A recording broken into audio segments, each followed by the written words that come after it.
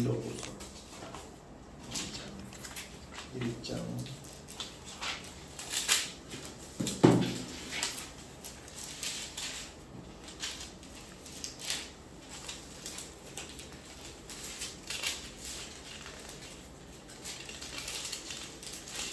성경 고린도후서 1장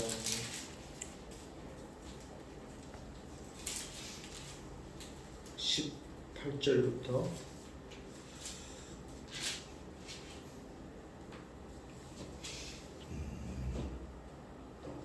제가 읽겠습니다. 18절부터 22절까지 읽겠습니다. 하나님은 미쁘시니라. 우리가 너희에게 한 말은 예하고 아니라 함이 없노라. 우리 곧 나와 실로아노와 디모데로 말미암아 너희 가운데 전파된 하나님의 아들 예수 그리스도는 예하고 아니라 함이 되지 아니하였으니 그에게는 예만 되었느니라. 하나님의 약속은 얼마든지 그리스도 안에서 예가 되나니 그런즉 그로 말미암아 우리가 아멘하여 하나님께 영광을 돌리게 되느니라. 우리가 너희와 함께 그리스도 안에서 굳건하게 하시고 우리에게 기름을 부으신 이는 하나님이시니 그가 또한 우리에게 인치시고 보증으로 우리 마음에 성령을 주셨느니라. 아멘.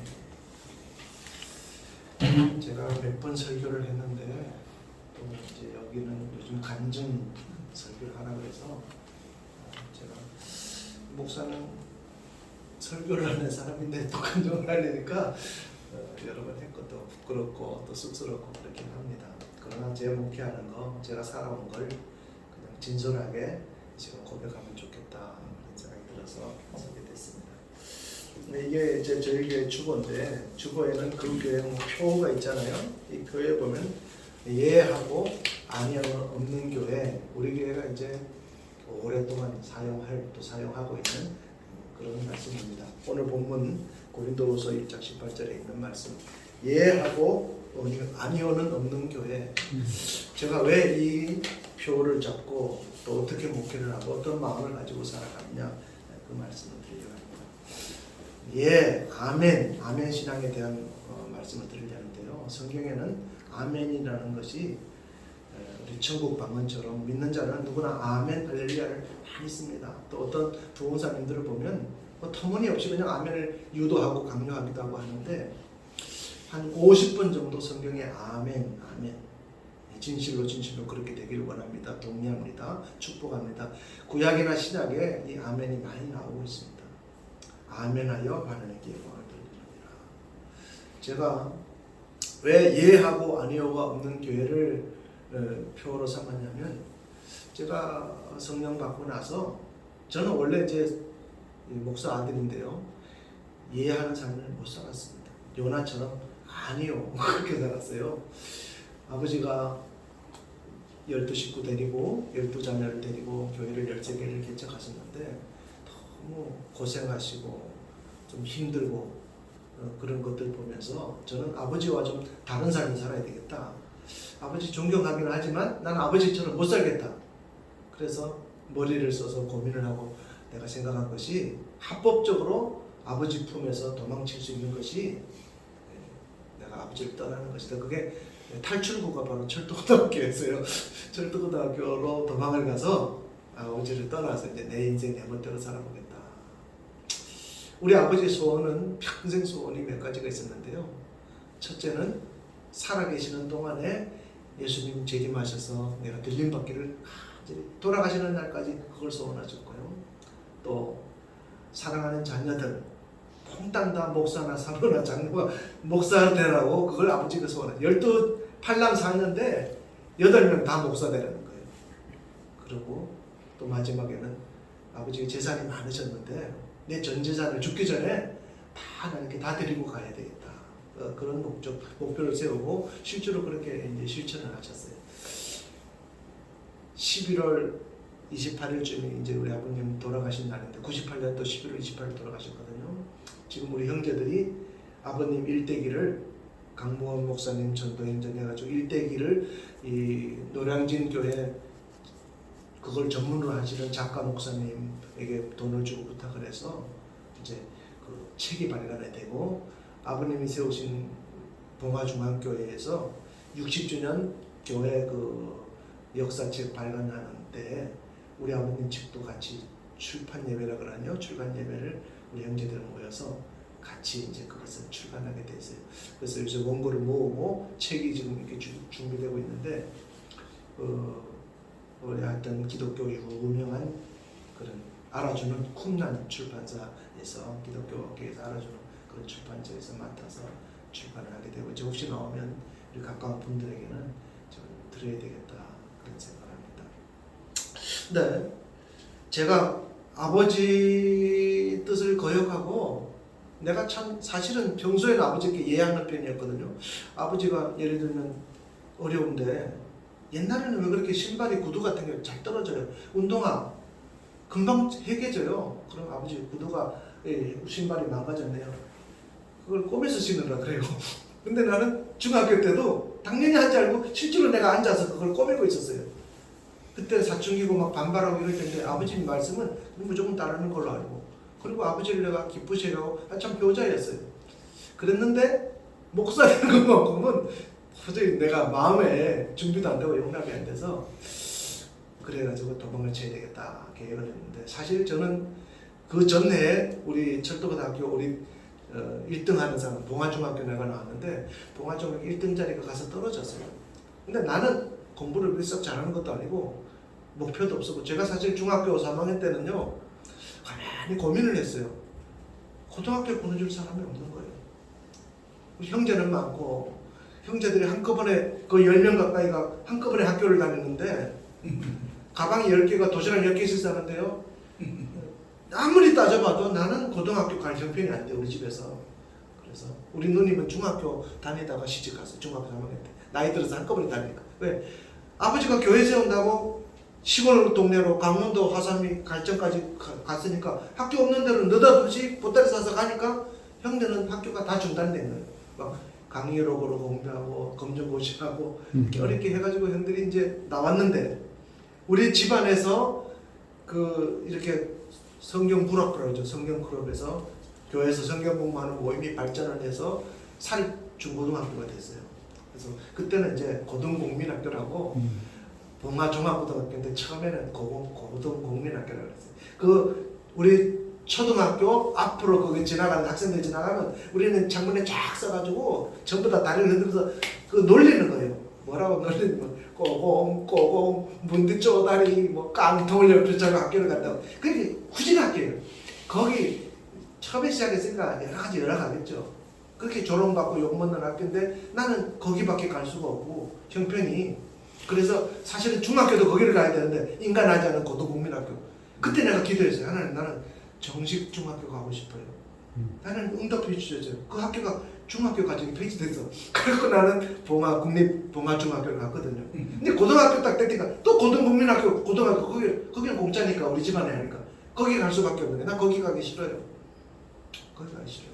우리 형님들은 다 거기 나와서 검정고시에서 지금은 이제 정규 인가받은 사립학교로 유명한 명문학교가 됐는데 그때는 그랬어요.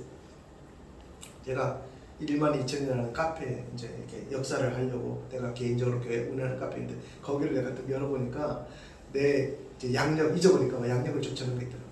제가 초등학교를 3군데를 나왔어요. 처음에 봉화 옆에 있는 북지라는 시골 마을에 아버지가 교회를 개척하라고 하는 말에 거기 가서 초등학교 7살 때 내가 들어갔어요. 1년 쭉 다니니까 느닷없이 강원도 갈전으로 아버지가 그자 교회 개척한다고 들어가 버렸어요. 다시 그걸로 전학을 갔어요.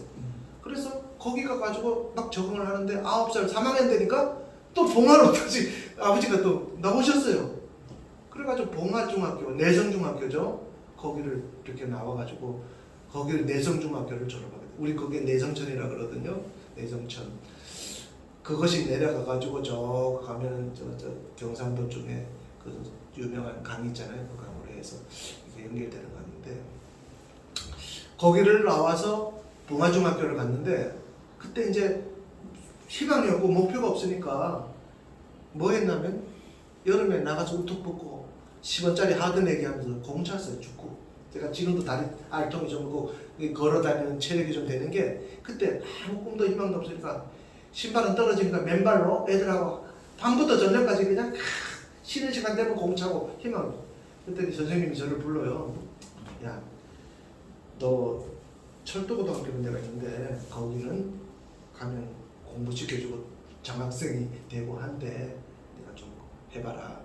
가을쯤 8월달인가 이제 그런 이제 정보를 내가 들어가지고 공부를 하게 됐는데 도서관에 가서 독서실에서 코피 터지게 했죠. 몇 달, 한 3개월 했을 거예요.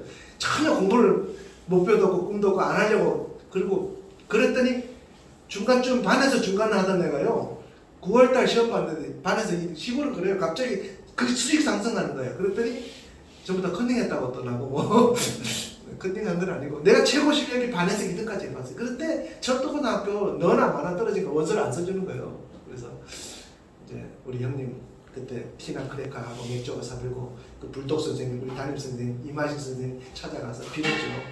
떨어져 봐야 니는 교만하니까 좀 한번 물을 먹어봐야 좀 겸손해진다 그래서 원서를 써줬는데 우리가 들어갔을 때는 우리 11회 선배가 갑자기 600명에서 200명으로 팍 줄이는 바람에 엄청 경쟁이 세기 때문에 겁을 먹었나 봐요. 그래가지고 그런지 다 떨어져서 그런지 그때는 또 좀 약해졌는 것 같아요. 우리 때는 또 똑같은 200명인데 어쨌든 간에 붙었어요. 제가 발표 보는 날 용산에 다 내려가지고 빨간 양말 신고요. 진짜 촌놈이죠. 용산에 들어서 다 보러 가는데 한 걸음 갈 때마다 기도가 돼요. 붙었나 붙었나 떨어진다 그러고 이렇게 왔는데 이제 이름표가 딱 붙거든요. 근데 내가 강성 안에 기억이야.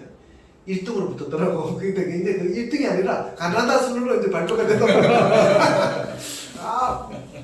그때 저는 인생의 날개를 단 거예요. 사실은 시골에 봉화 골짜기 지금도 알아주지 않는 그 시골에서 아무도 알아주지 않고 거기서 그냥 묻혀서 농사 짓다가 끝날 인생인데 하나님이 철도고등학교 그때 바람이 들어버린 거예요. 기차도 공짜겠다. 촌놈이 출세하니까요. 공부할 생각을 안 한 거예요. 난 대학 갈 생각은 나는 직장도 보장됐겠다. 더 열심히 축구하고 룰하고 친구들하고 마음껏 놀았죠. 마음껏 놀았는데 78년도 입학해서 81년도 1월 12일 날 우리가 졸업하고 13일 날 발령을 받는데 그때 이제 내가 무슨 지혜가 생겼냐면요. 사람들이 전부 다 이제 자기 지망 일할 곳을 쓰라 그러잖아요. 난 상식적으로 보니까 철암, 영주, 분소 이쪽으로 가게 돼 있어요. 우리 고향이 거기니까. 근데 나는 거기 가면 내가 거기 선배들 한번 얼핏 본 적이 있거든요. 막 술병 뒹굴고 엉망이더라고. 열악해요 거기가. 난 저렇게 살고 싶지 않다. 난 서울에 남아야 되겠다. 그래가지고 임용고시 볼 때 남다르게 나는 톡한 마음으로 열심히 공부했어요. 임용고시 잘 보고 나는 서울로 쓰겠다 지망을. 그랬는데 그게 먹혔어요. 그래갖고는 청량리기관차 이제 발령을 받아서 1981년도 12년 제가 12년 정도 근무를 했는데 청량리에서 8년, 서울기관차에서 4년. 그때 청량리기관차 사무소 근무를 하면서 이런 생각이 드는 거예요. 주일 그래도 이렇게 잘 지키고 믿음 생활 하던 사람 기관사는 주일 성수가 안 돼요. 그러니까 신앙도 무너지고 개판같이 믿고 목사 안 되겠다고 도망쳤으면서도 이건 아닌데 너무 이상한 거예요. 그리고 또 가라 할 때는 안 가던 거예요. 못 가려면 되니까 왜 그렇게 사모가 되는지. 그래서 후보 방구라는 게 있잖아요. 기관차 이렇게 뒤를 잘 쳐다보는 게 운전하면서 뒤에 공지가 잘 따라오나 안 보나 가끔 봐야 돼요. 곡선 지나갈 때는. 이렇게 보면 주일날 출근해서 이렇게 보면요. 교회가 보이면 눈물이 핑 도는 거예요. 내가 뭐 하고 있지? 지금 예배 드려야 될 시간에 내가 직장에 매여서 이러고 살고 있구나. 내가 그것도 하나님 자녀인데 이건 아닌데. 그래서 사실은 믿음 기본이라도 지켜야 되겠다는 마음으로 이제 무허가 신학교를 갔어요. 무허가 신학교 중앙총회 신학교라고 가서 금방 졸업을 했어요. 4년 과정을 돈 빨리 내고 빨리 리포트 내고 하니까 2년 만에 졸업시켜주더라고요. 그래가지고 전도사 발령을 받았는데 20살, 21살에 제가 1984년에 전도사 발령 받았거든요. 근데 그 전에 1년간 그 청년회 회장을 맡았는데 어머 부흥이 돼버렸어요. 내가 그때 갈등하기를 신학교인데 내가 진짜 목사로 부름 받았다면 하나님 뭔가 증거를 주시면 내가 목사의 길인지 알고 하겠습니다. 원래 목사 되려고 했던 건 아닌데 헷갈려서. 근데 하나님이 한 5명 모여서 시작한 것이 가을이 됐는데 한 150명으로 부흥이 됐어요. 뭐 특별하게 지도자가 있는 것도 아니고 그냥 막 내가 설교하고, 근데 내가 창조적으로 했어요. 우리 교회가 5,625평 넘는 교회인데 우리는 5분 집회라는 걸 했어요. 예배 딱 끝나면 청년들이 다 손을 잡고 강대상 앞으로 나와 무릎 꿇고 같이 부르짖어 기도하고요. 또 그 잔디밭이 좋은데 거기 모여가지고 유치원에서 쓰는 의자 쫙 놓고 둘러앉아서 그렇게 예배드리고, 산속에서 촛불 예배도 드리고 창조적인 예배를 드리고 통성기도하고 했는데 불이 붙었어요. 그래가지고 막 친구들을 막 데려오는 거예요. 데려와가지고 부흥되니까 목사님이 그 다음에 이제 임명을 하잖아요. 나는 나하고 상의도 없이 느닷없이 초등학교, 교회학교 전도사 관령을 주셨어요. 그때 좀 이제 우리 집사람 만날 텐데 내가 집사람한테 이렇게 메모지로 같은 교회 다녔으니까 내가 회장이고 부회장이 했었어요. 그러면서 이 사람이 사모가 되고 내가 목사가 되고 목회 잘할 수 있겠구나. 헌신적인 하는 거 봤으니까 그런 마음도 가지고 이제 이렇게 하게 됐는데, 그때는 친구 초청잔치라는 거를 많이 했었어요. 그래서 애들을 모아서 이게 무슨 이렇게 포스터도 만들고 친구 초청잔치를 했는데 한 30명 모이던 애들이 막 갑자기 한 300명 확 몰려왔는데 제가 한계를 느꼈어요. 완전히 도태기 시작되고 아글아글해. 질서가 안 잡히고 진행이 안 되는 거예요. 애들은 좋아서 왔는데 친구 초청잔치라고. 그래서 내가 공부를 더 준비를 해야 되겠구나. 근데 그때 강사로 어떤 집사님, 평신도 집사님 여자분 한 분이 예수님 사진 하나를 다 갖고 오더니 어떻게 하는 게 애들 쫙 하면서 빨려 들어가듯이 나도 빨려 들어갔어요. 너무 잘하시는 거야. 야, 평신도도 저렇게 하시는데 내가 전도사 임명을 받아서 애들을 끌어모아놨는데 이게 안 되는구나. 그래갖고 여름 성경학교를 앞두고 제가 교회 사표를 냈어요. 전도사 사표를 내고 공부를 해서 그해 다시 85년도 서울신학대학교 신학과 야간 다시 들어가게 됐어요. 그래서 공부를 좀 했는데 이상한 건요, 신학교 들어가기 전에는 그렇게 부흥도, 무허가 신학교 나왔을 때는 막 150명 부흥 역사를, 신학교 들어가서 1학년 그냥 올라갈수록 믿음이 떨어지는 거예요. 지식적으로는 느는데 그 다이나믹하고 성령 충만하고 그걸 자꾸 잊어먹게 돼요. 그래서 제가 쭉 내 양력을 보니까 그 다음 공부를 엄청 세미나를 엄청 다녔어요. 제가 서울신학대학 나가고 감리교 선교대학원 나가고 연세대 연합신학대학원 나가고 아세 연합신학대학원 나가고 교회갱신연구원 그 4년 수료하고 또 미국 유학 세미나 과정도 갔다 오고 바인더가 300개도 넘을 거예요. 교인이 안 느는데 바인더 만들고 지식 만드는 거예요. 그래서 어느 날 깨달았어요. 이게 아니고 세미나 쫓아다니고 공부 많이 하고 박사 과정하고 거기서 되는 게 아니구나. 성경 붙들고 그냥 믿음으로 순종하고 아멘하고 그렇게 살아야 되겠다. 그리고 이제 노선을 바꿔서 그때부터는 이제 더 이상 공부하려고 생각을 해요. 물론 이제 공부 성경은 하지만 학문적으로 왜 그거 하면 할수록 목회도 더 안 되고요. 오히려 또 신앙도 떨어지고 내가 그렇게 되는 거예요. 교만해지고 자꾸 나하고 누구 잘한다 못한다 평가나 하고 내가 그러고 앉아 있는 거예요. 점수나 매기고 아니겠구나. 이제 바꾸게 됐어요. 근데 제가 하나님 앞에 이런 경험을 했어요. 나는 이제 심고 거두는 거에 대한 축복을 이제 제가 받아봤는데요. 하나님께서 20살 됐을 때 아버지가 느닷없이 저보고 성환아 너 임금도 정하고 해가지고 해서 보내라. 왜요? 네 앞으로 이게 땅이 있는데 그 교회 땅을 하나님이 원하신다. 교회가 쓰겠다 그러니까 그 지정을 해야 되겠다. 그때 제가 정명 충돌 사고를 겪었어요. 1983년도에 룰을 안 하고 막 연하처럼 신나게 내길 가다가 하나님이 덕정역에서 정명 충돌 사고 화물연착기를 받아서 죽다가 살았는데 하나님 회복시켜 주셔서 다시 복직이 되고, 하지만 이제 빨간 줄이 간 거예요. 전과가 있는 거예요. 그래서 승진도 그렇고 직장에서 이제 암울해져서 그 다음에 제가 이제 이 진로를 바꾸려고 대학을 가게 됐는데 아버지가 그 말을 할 때 전혀 거부가 안 생기고요. 기쁜 마음이 들었어요. 그래서 즐거운 마음으로 즉시로 그냥 해가지고 보내드렸더니 그 교회가 이제 그걸 주차장으로서 이제 교회를 이렇게 해가지고 쓰겠다 해서 500평 등기 거치해서 넘겨드리고, 조금 지난 다음에 한 15년 지난 다음에 추가로 또 500평이 남아 있어서 또 필요해서 여기서 선생님.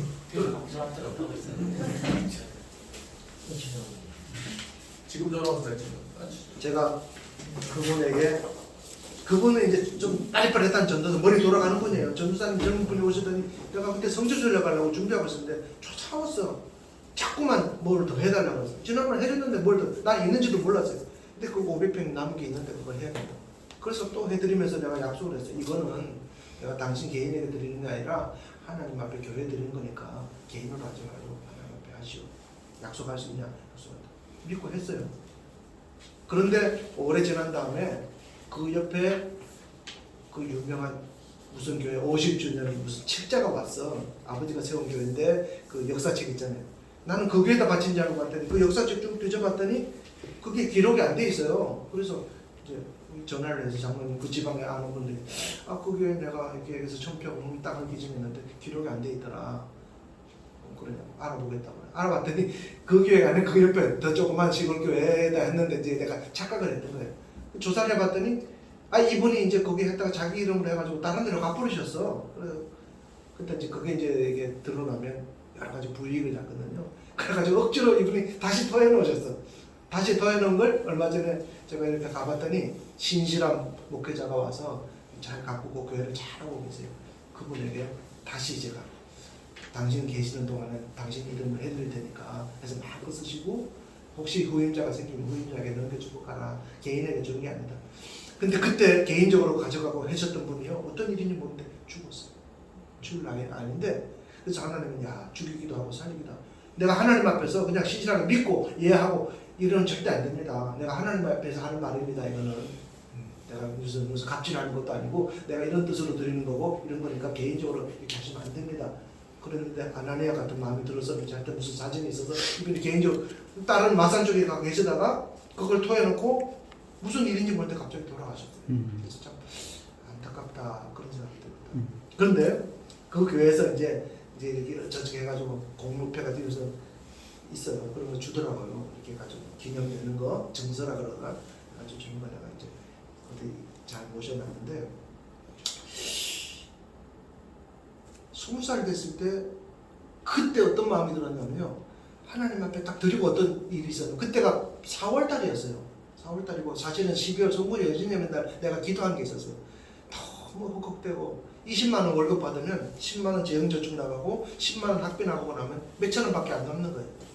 뻔하잖아요. 1년 연봉이 그러니까 240만 원인데가 그때. 근데 내가 겁도 없이 공무원 주제에 하는 올해는 연봉 2천만 원입니다.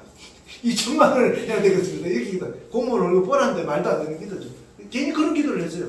그런 기도를 해놨는데 4월 달에 아버지가 땅이 필요하다 그래서 딱 드렸거든요. 딱 15일 뒤에 아버지가 너 어디로 오라는 거예요. 그래가지고 교문이 중앙부동산으로 올라갔더니요. 중앙부동산이라고 그때는 교문이라고 지금 구리시가 됐죠. 거기서 아버지가 네 집 샀다 집 보러 가자 이러는 거예요. 그랬더니 집이 좋아요. 길가인데 아주 거기 빌딩이 들어섰는데 아주 방도 3개가 넓죠. 나는 그때 10만 원에 15,000원짜리 부산 파이프 밑에 헉헉대고 진짜 가난하게 어렵게 사는 판잣집에 살았거든요. 근데 내가 뭐 아버지한테 뭐 해달라는 것도 없고 누구에게 하나님께 기도만 했는데 하나님이 먼저 그걸 심을 마음으로 주셨어. 기쁜 마음으로 심게 하시더니 불과 15일 만에 보름 만에 그래서 어떻게 된 거냐 물어봤더니 시골에 아버지가 그 10만 평 되는 땅을 가지고 있었는데 조금 팔렸는데 이제 돌아가시기 전에 750만 원씩 유산을 다 나눠주고 이제 주에 이렇게 다 드리고 가려고 했는데 다른 형제들은 대학도 보내준 것도 있고 뭐 등등 있는데 내가 사는 걸 보니까 나는 교회밖에 모르고 경제 개념이 없었어요. 그래가지고 받으면 다 써버렸어요. 처음에 월급 받았는데 돈을 안 만져서 돈을 주는 게 너무 많이 주는 것 같아. 미안하다. 나 별로 한 것도 없는데 왜 이렇게 돈을 많이 주지? 이거 어떡하지? 무서운 거예요. 그래갖고 우리 교회 밑에 중앙 식당이라고 있는데 그 식당에다가 봉투를 맡겨놓고요. 우리 교회 새로 오시는 분들 맨날 국수 삶아주는데 너무 죄송하니까 이 국수 이분들 그냥 모시고 올 테니까 밥을 좀 이분들 해주라. 맨날 계산하기 힘드니까 많이 한 거는 얼마 동안 할 때 그 봉투를 맡겨놓고 이제 그분 식사 세신자들 우리 교회가 5,625평이니까 거기서 내려 걸어가는 거는 꽤 길어요. 반가 주면서 식사하고 가자. 가서 식사. 그러니까 부흥됐나 봐.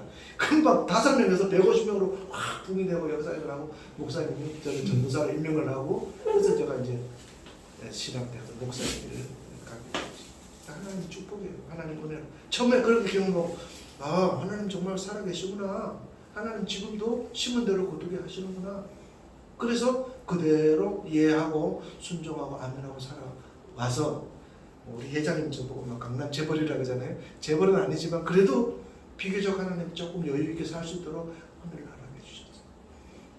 제가 조그마한 교회, 정말 기네스북에 오를 만큼 조그마한 교회, 우리 교회 보면 깜짝 놀라요. 그래도 한 20개 교회 이렇게 조금씩 지원하잖아요. 제가 우리 선교, 우리 철성교회 관계된 목사 몇만 원씩이라도 다 몇 년 전부터 지원하고 있어요.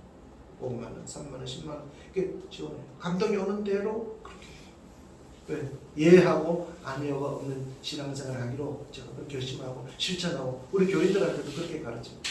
우리가 하나님이 원하시면 아멘 이해하고 하나님께 영광 돌리고 그렇게 살아가자. 나는 뭐 이렇게 신학적으로 그렇게 높은 건 잘 모르겠어요. 그러나 내가 성도들에게 가르치고 살아가는 것은 내가 이해하고 아멘하고 살아봤더니 열매가 나타나고 증거가 있더라. 당신도 나를 본받아서 나와 같이 그렇게 살아가자. 오늘 본문 말씀은 이거예요. 바울이 고린도후서 1장 18절에 보면 바울이 틀림없이 예수님의 사도고 주의 종이고 하나님의 일꾼인데 바울을 반대하는 사람들, 바울을 의심하는 사람들이 생겼어요. 왜냐하면 바울이 내가 에베소에서 마게도냐로 선교 여행을 가는데 가다가 고린도에 내가 들러서 너희들 반드시 신방하고 너희들 격려하고 기대해주고 가겠다 약속을 했는데 바울이 하나님의 계획이 바뀌었어요. 고린도를 패스하고 통과해서 바로 마게도냐라가 급한 일이 있다. 그래서 그냥 지나가니까 고린도 교인들이 시험에 드는 거예요. 아니 무슨 주의 종이 일구 이언합니까? 온다 그래서 와야지. 약속을 지켜야지.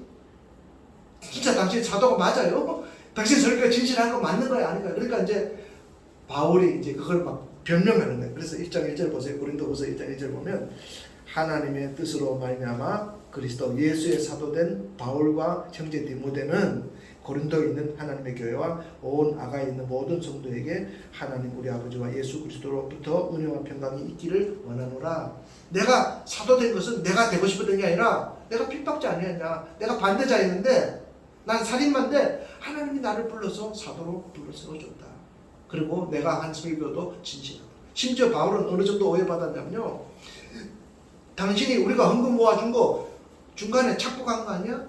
헌금 문제 터진 거 아니야? 의심간다 이거요. 그런 여론이 막 일어나고 분위기가 일어나니까 바울이 나는 이런 삶을 살았다. 우리가 왜 예수님 앞에 무릎을 꿇고 섬깁니까? 예수님은 오늘 본문에 보면 하나님 앞에서 예만 하고 살았다. 십자가 지는 거 돌아가실지 뻔히 알면서 골고다로 올라가셨고 예루살렘 입성한 몰라서 간 게 아니라 사고로 돌아가신 게 아니라 의도적으로 하나님께 순종하며 그 길을 묵묵히 살아갔죠. 바울도 그렇게 살아간 거예요. 오늘 그 말이에요. 예수 그리스도는 예하고 아니오라 함이 없노라.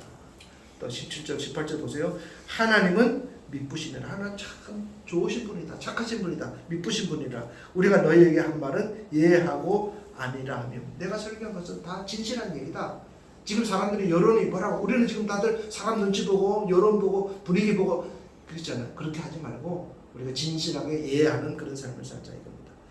우리는 곧 나와 실로아나와 디모데로 말미암아 너희 가운데 전파된 하나님의 아들 예수 그리스도는 예하고 아니라 함이 되지 아니하셨으니 그에게는 예만 되었느니라.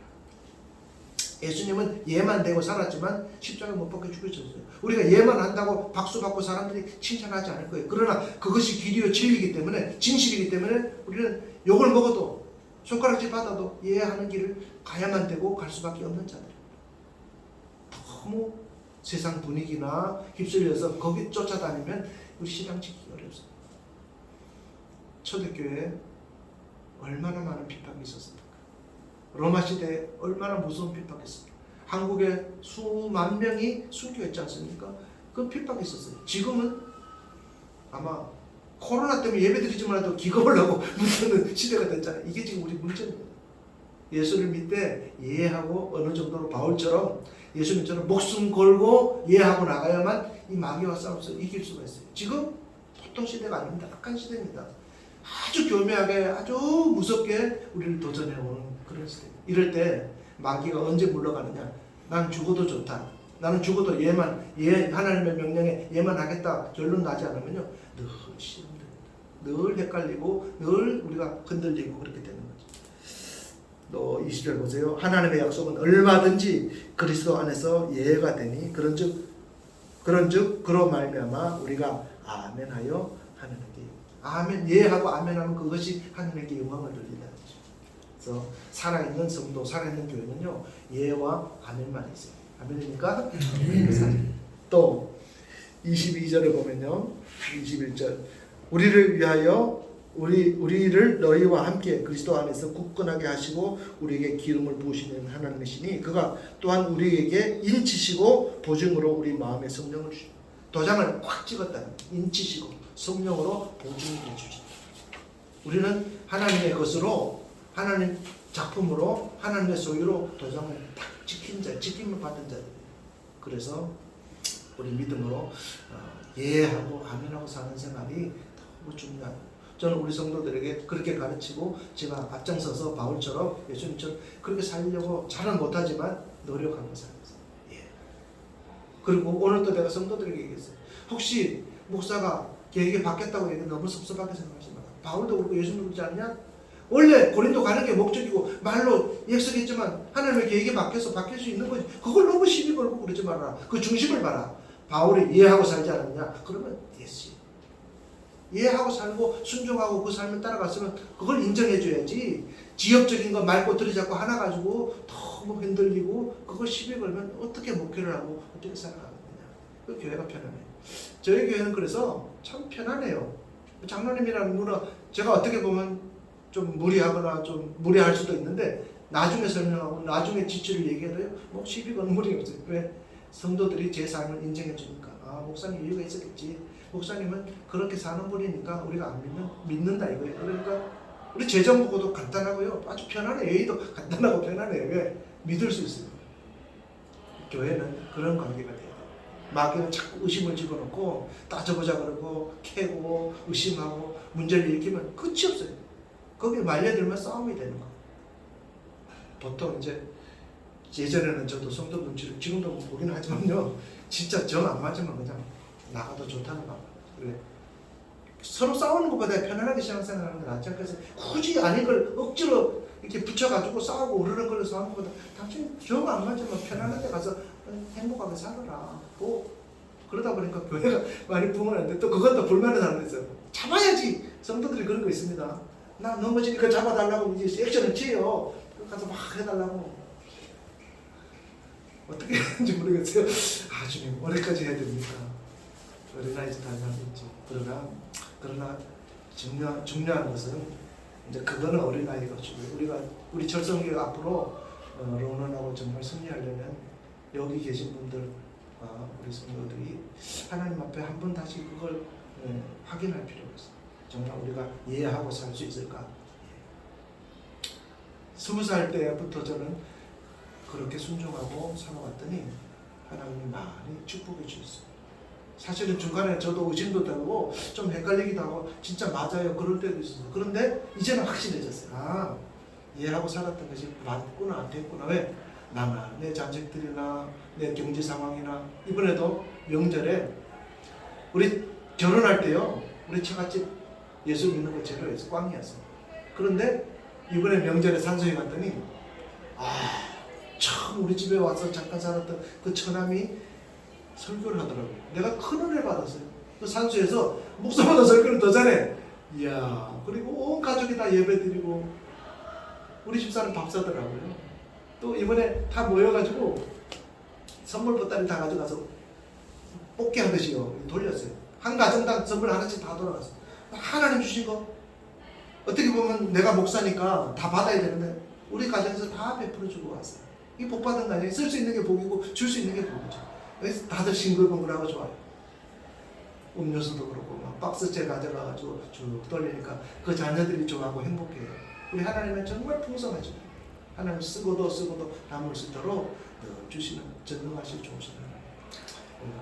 하나님 앞에 예하고 살아갈 때 하나님께는 영광이요 우리에게는 복이 넘칠 줄 믿습니다. 아멘. 기도하십시다. 하나님 너무너무 감사합니다. 저희들 같이 부족한 자들 주님 불러주셔서 하나님 앞에 아멘 예하고 살아갈 수 있도록 은혜 주시니 감사합니다. 우리 성도들 한 분 한 분 가정마다 전능하신 하나님 앞에 무릎 꿇고 예만 하고 아멘만 하고 살아가는 우리 모두가 되게 하여 주옵소서. 살아계신 예수님의 이름으로 기도합니다. 아멘.